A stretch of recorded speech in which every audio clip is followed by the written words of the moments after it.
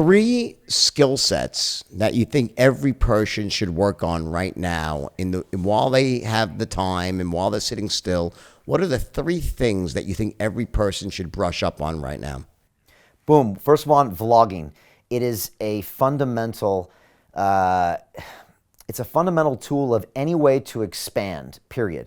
Whether you want to expand your impact on the world, your business, your relationships, you got this piece of glass and metal in your pocket, and it's literally probably 3 inches away from your hand right now. And if you point it on yourself and put a video out there, you can connect with 3 billion people. You can also get in touch with your own ideas and hash out your own opinions of the world. You string enough of those together, it's a book, it's a movement, it's a business, it's a podcast, it's a whatever.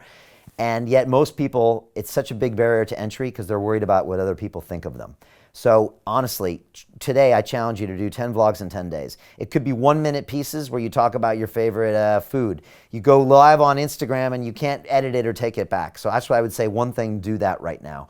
Second thing, own your personal daily practice. Those first hour of the day is so crucial. If you're waking up and checking the news on your phone, like I would say most people are out there, you're reacting to other people's agenda to your time. If you check your email first thing, you're reacting to someone else's agenda for your time. The first hour of the day should be you. I wake up in the morning, I brush my teeth, I go back into bed, I meditate for 20 minutes. That's what I do. I say my affirmations out loud of who I want to be in this world. I do a gratitude journal. I have an app on my phone. That first hour is me being thankful, me projecting who I want to be, and me spending time on me. So that's something, own the first hour of your day and make it about you, your agenda for your time. And the third part, which I think is crucial, Jordan, is have a physical practice that you take ownership with every day. I love the gym. I do my breakdancing, I swim, I do crazy stuff for a guy who's Wait. 49. Did you say break dancing? I'm a badass breakdancer, man. Check my Instagram feed out, all right? Get I can the do fuck out of here. windmills, Come on. I can spin on my head. Right, but it's taken me 3 or 4 years to learn this stuff because, you know, a lot like my fight for the freedom of speech, I refuse to give up. All right. Let me ask you a question. Can I ask you a question, Brian?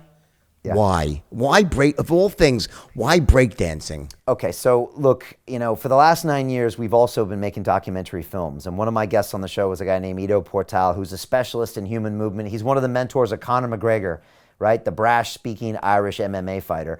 And he teaches people how to use their body to move. He's a human movement guy. And I went to Israel and made a movie with him, and he taught me how to move my body. And one day I was on the ground doing lizard walks, which is one of the things he teaches people how to do.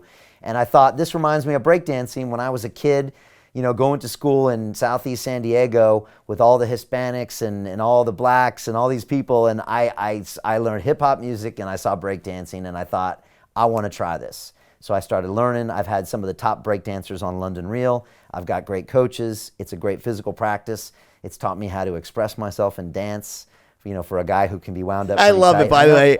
I have renewed respect for you right now that you chose breakdancing of all things. It's fucking great. People think I'm joking, man. I mean, and also, I have so much respect for those guys. It's one of the most difficult physical practices. It's like gymnastics, you know, it's expression, it's dance all rolled up in one. So I've been breakdancing in the hallways of our building here. You know, I've been running the streets. I've been doing shadow boxing in the parks. I've been streaming it live. So that physical practice, you have to own it. And through the physical is how you get through the mental. So even if you're doing 100 burpees a day, own it. Don't wake up in the robes, go to your Netflix, and then complain that no one's giving you a job. You know, that's nonsense. Use this time to invest in yourself. Create something. Start a business. Start a podcast. You know, that's what I'm telling people to do.